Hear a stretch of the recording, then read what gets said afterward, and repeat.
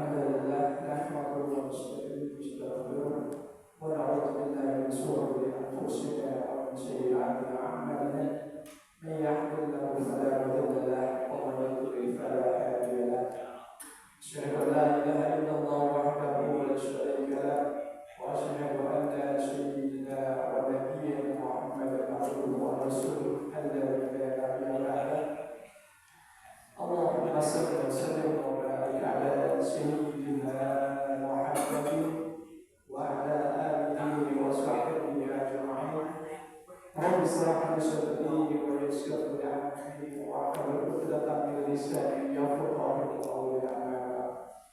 Pertama, marilah sama-sama kita panjatkan puja dan syukur kita kehadirat Allah Subhanahu wa taala. Yang mana pada malam hari ini kita masih diberikan berbagai macam kenikmatan. Yang utama yaitu nikmat sehat walafiat serta nikmat iman wal Islam, sehingga kita masih dapat melaksanakan salah satu kewajiban kita yaitu sholat maghrib berjamaah dilanjut dengan ta'awun. Salawat beserta salam tidak lupa yang kita aturkan kepada junjungan kita Habibana wa Nabiyyina Muhammad Rasulullah sallallahu alaihi wasallam beserta keluarganya, sahabatnya dan pengikut-pengikutnya yang insyaallah telah kita akan mendapatkan syafaat di yaumil jazaa. Amin amin ya rabbal alamin. Jemaah sedang salat maghrib rahimahullah. Sebelum kita ta'lim, marilah sama-sama kita adakan surah Al-Fatihah. Kita tujukan untuk orang-orang yang berjalan masjid kita, mudah-mudahan memberikan kemudahan, keluasan rezeki, dan juga amal dan dan juga kita doakan kepada kita semua mudah-mudahan memberikan kesehatan bagi kita, diberikan umur yang panjang, umur yang manfaat, dan juga kepada orang-orang yang jamaah kita yang pada saat ini sakit, mudah-mudahan Allah angkat penyakitnya dan Allah sehatkan, kumpulkan kembali di sini.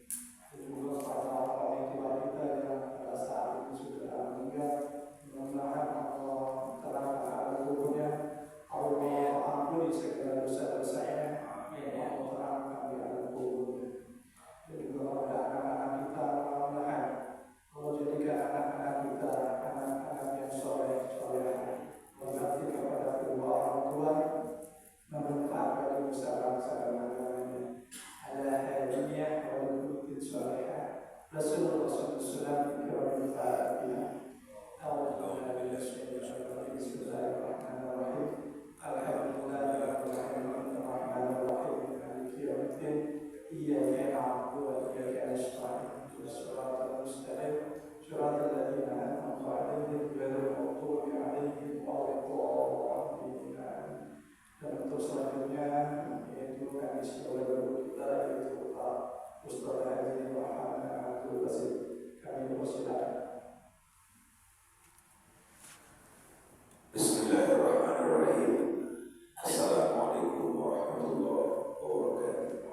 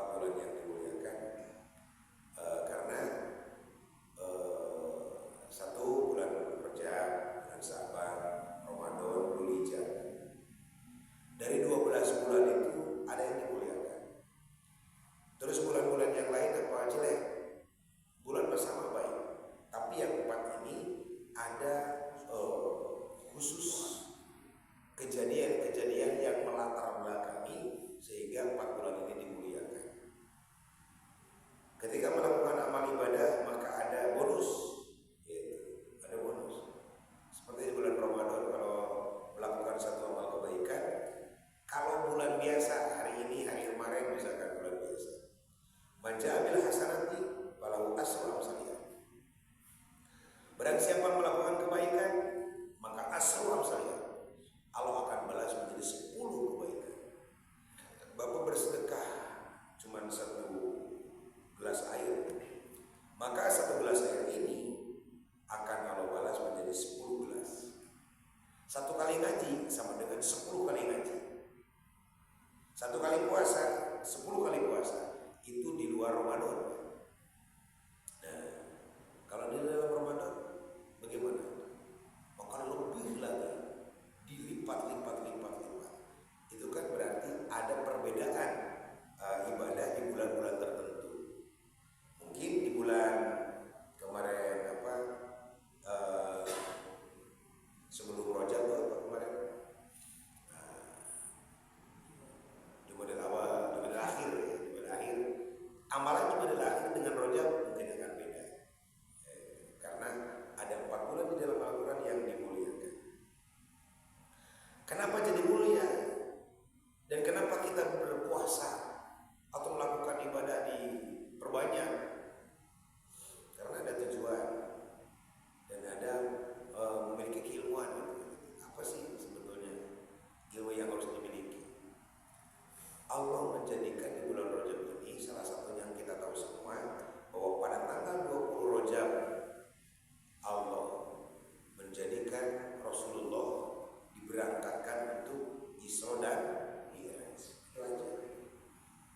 Perjalanan Isra Mi'raj yang sangat singkat tapi bisa membuka beberapa perjalanan, beberapa nilai-nilai keilmuan serta pendidikan kepada kita yang mampu meningkatkan nilai spiritual ataupun nilai sosial. Nilai spiritualnya yaitu sholat 5 waktu yang kita dapatkan di bulan Rajab ini. Ini adanya sholat itu gara-gara Rasul berangkat Isra dan Mi'raj. Sebelumnya mungkin gak ada perintah itu. Setelah itu ada perintah untuk menunaikan sholat 5 waktu. Maka dengan sholat yang dikerjakan, yang padilahnya apabila kita menjaga sholat, hidup akan bahagia, hidup akan tenang, hidup akan tentram, hidup akan cukup, hidup akan selamat dengan sholat ini. Sholat mi'rajnya orang beriman. Sholat adalah menyelesaikan masalah. Terus mintalah pertolongan kepada Allah dengan sabar dan sholat. Jadi ketika ada kesulitan, tidak harus mencari kemana-mana, sholat saja. Orang beriman yang memiliki keyakinan kuat kepada Allah tidak harus OTW sana OTW sini, sholat aja. Adukan persoalan kepada Allah dengan sholat aja. Sahabat begitu. Ada satu kisah. Ketika seseorang di hadapan dikejar oleh musuh zaman Rasulullah, dikejar oleh musuh, tertangkaplah dia, dan pedang ini sudah menjadi ancaman bagi sahabat. Kemudian ya ditawan bagaimana sih mau dieksekusi. Tapi sahabat itu meminta kepada orang kafir tadi, izinkan saya untuk melakukan sholat 2 rakaat saja. Saya akan minta izin, saya akan mengadukan urusan ini kepada Tuhan saya. Saya rela untuk dibunuh, saya rela untuk dicincang oleh Tuhan, tapi saya itu minta izin untuk bisa sholat 2 rakaat saja. Akhirnya si pembunuh itu memberikan kesempatan, lakukanlah dia sholat sebanyak 2 rakaat. Dan ketika dia sholat, terasa dengan khusyuknya sahabat sholat, terasa ada hembusan angin dingin yang melewatinya.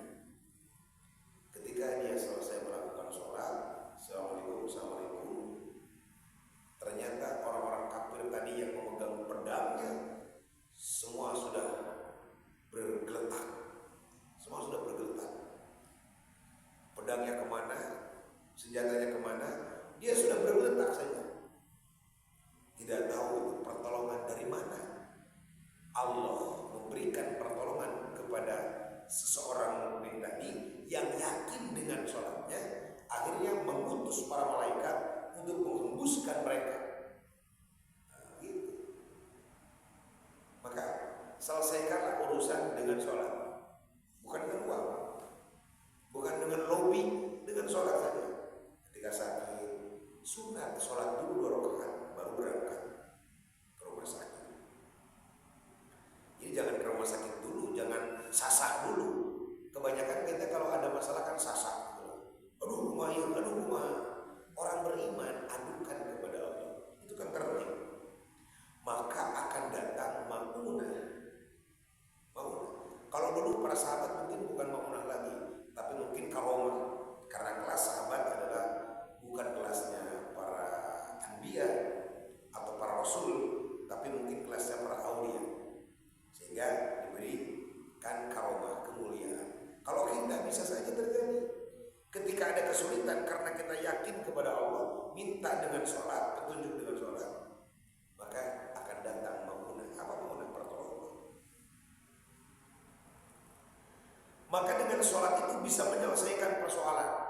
Tidak ada yang tidak bisa diselesaikan dengan sholat, karena Rasul tidak akan pernah bohong. Selesaikan masalahmu dengan sholat. Urusan yang ragu-ragu saja, urusan yang ragu-ragu kan ragu-ragu antara iya tidak, sholat saja. Ada yang disebut dengan sholat untuk menyelesaikan ragu-ragu, yang disebut dengan sholat apa? Istikharah.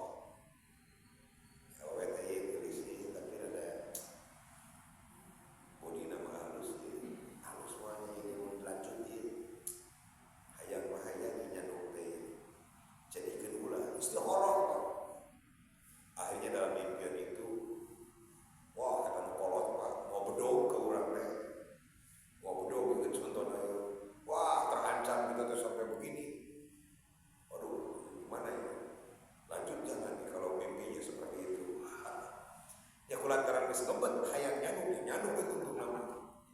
Kata betul bisa diistirahat juga nama. Lanjut ulah. Itu mah contoh lah, contoh. Tapi hal-hal yang ragu-ragu pasti Allah akan berikan petunjuk. Bukan hanya lewat mimpi, ada yang lewat mimpi ada. Tapi ada yang lewat yakin saya ini harus, yakin saya jangan. Karena Allah akan memberikan arahan kepada hati kita untuk memutuskan sesuatu perkara yang diragukan. Bahwa man istakhara wa la nadima man istasara. Tidak akan rugi orang yang beristikharah, tidak akan rugi orang yang beristikharah, dan tidak akan menyesal orang-orang yang melakukan musyawarah. 2 hal ketika ragu-ragu itu: komunikasi dengan kesepuhan, komunikasi dengan teman, konsultasi ketika ada masalah. Terus tidak cukup konsultasi, minta petunjuk sama Ustaz. 2, dengan manusia minta saran, lalu minta saran kepada Allah. Sholat taubat, banyak dosa, ada sholat taubat, jadi selesaikan. Allah akan mengampuni dosa kita apabila kita meminta ampun. Salah satunya dengan sholat taubat, sholat tasbih, dan sholat-sholat yang lain. Nah, maka akhirnya bulan Ramadan saya memuliakan perjalanan Nabi. Saya cinta kepada Nabi. Saya cinta pada perjalanan yang dilakukan oleh Nabi. Saya tidak pernah sejaman dengan Nabi, hanya sahabat pada waktu itu. Makanya yang paling mengimani, yang pertama mengimani kepada Isra wal Mi'raj Nabi itu adalah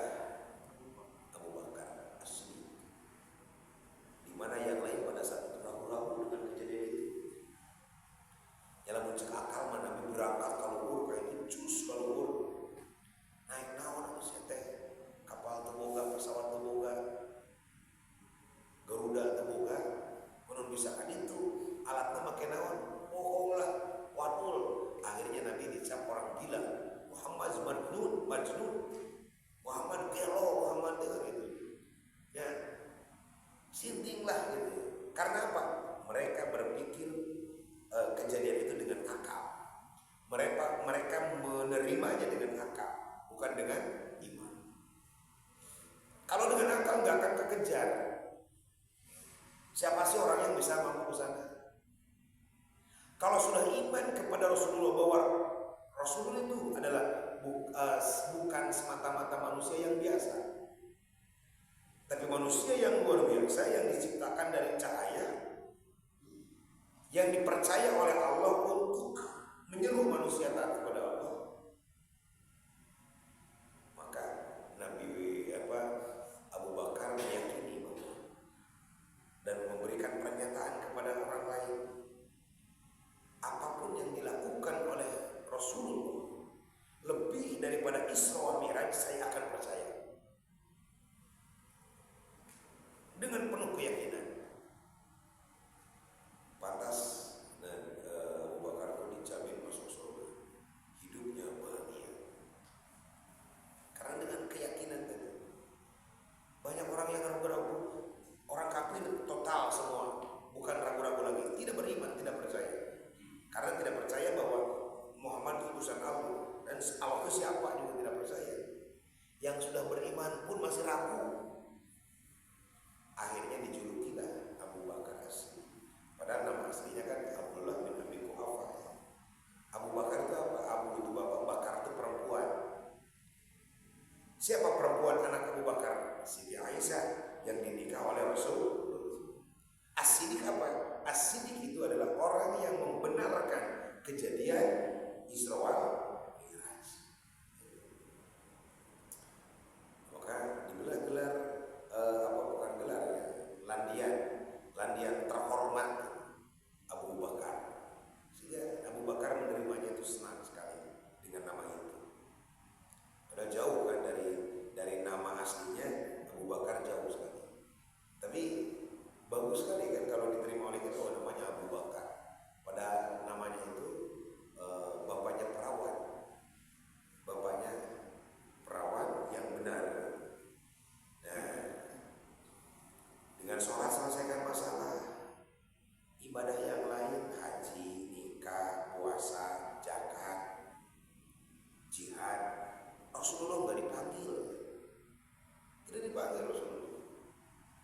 Tapi urusan sholat, Rasul sampai dipanggil. Kalau urusan haji, puasa, nikah, dan lain-lain, cukup dititipkan pesan kepada malaikat Jibril, sampaikan kepada Muhammad. Dari Allah, Jibril, Muhammad. Untuk melakukan satu pelaksanaan ibadah. Tapi kalau sholat, tidak bisa dimulai sebelum ada deal-dealan dengan Allah. Deal dulu gitu. Awalnya kan dalam sejarah 50 gitu kan, akhirnya jadi ya 5 waktu, dan tidak membebani, tidak memberatkan, dan mampu orang Islam itu melakukan sholat 5 waktu. Disampaikanlah oleh Rasulullah dan terus ngebrudul ayat-ayat tentang sholat, bagaimana fadilah sholat, bagaimana kewajiban sholat, bagaimana ancaman bagi orang yang meninggalkan sholat. Komplit di dalam Al-Quran. Allah menyuruh sholat untuk apa? Agar manusia bahagia dunia akhirat. Dunia bahagia, akhirat bahagia. Tidak akan dapat orang, tidak akan bisa disebut bahagia. Siapa yang disebut bahagia? Wah, ini orang rumahnya bagus, kendaraannya hebat, uangnya banyak, istrinya 7, misalnya. Wih, mantap. Tapi kalau tidak sholat, bohong bahagia itu. Bohong. Hanya dilihat oleh mata orang yang bodoh saja.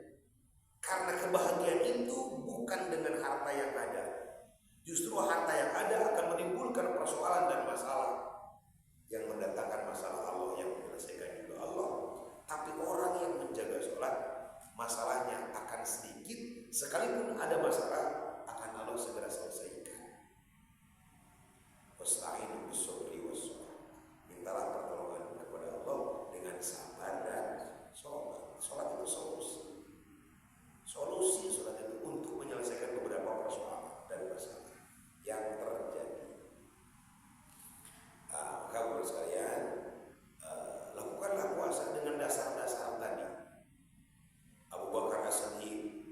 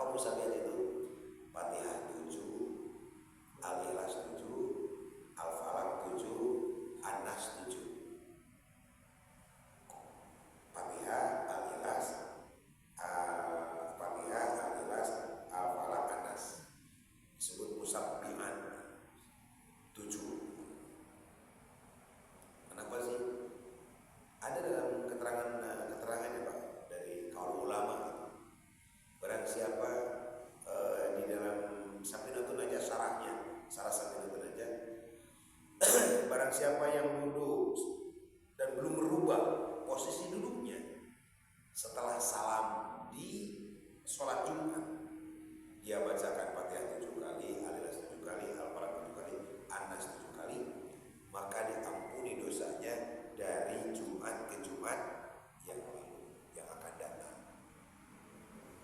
Mayan inden atau dari Jumat ke Jumat kemarin. Jadi sayang, Pak. Nah, jadi apa sih fadilahnya itu diampuni dosanya dari Jumat ke Jumat yang lain, seminggu diampuni. Nah, itu makanya baca Fatihah 7 kali. Wah, tidak tinggal 7, ya silakan pulang, tapi nggak ada dapat berkah itu, gitu kan. Tapi dengan catatan sebelum merubah duduknya, bertahan dulu, bertahan dulu. Gitu. Biar mungkin sudah tahu, Bapak sekalian sudah tahu, tapi ini memperkuat saja. Nah, terus ada doanya lagi.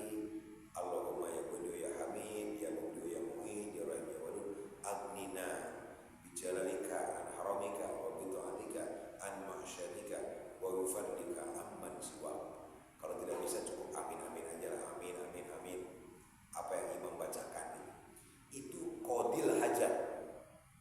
Allah akan mencukupi dari Jumat ini ke Jumat yang depan. Gitu. Allah akan mencukupi dari Jumat ini ke Jumat depan. Allahumma ya Ghani, Allah yang kaya, Ghani ya Hamid, ya Mubdi'u ya Mu'id, ya Rahim ya Wadud. Kesana aghnina. Ada bahasa aghnina. Aghnina itu kayakanlah kami. Bijalalika an haramika wa bidatika, dengan keagungan dan kemuliaan. Itu jadi ikuti sampai ini. Bahkan ada kalau dulu mah diharuskan baca ila stulil firdaus ta'ala wala aqwala narjaibi sebanyak 5 kali. Kita mau bari salaman habis gila teuing gitu. Berapa sampai dulu katanya dulu mah gitu. Nah, kita mau orang sibuk lah beri jalan we. Kalau bisa 7 kali. Itu dasarnya, Pak. Kenapa harus baca itu? Jadi kalau Jumat jangan baca subhanallah subhanallah subhanallah kayak salat biasa kan. Kalau biasa setelah sholat itu disunahkan tasbih 33, tahmid 33, takbir 33. Terus la ilaha illallah wahdahu la syarikalah, lahul mulku wa lahul hamdu yuhyi wa yumiitu qadir. Ghufirat dzunubahu walau misla jubaril bahri. Akan diampuni dosanya walaupun dosa itu seumpama buih lautan. Asal rutin setiap waktu sholat fardu. Tapi di Jumat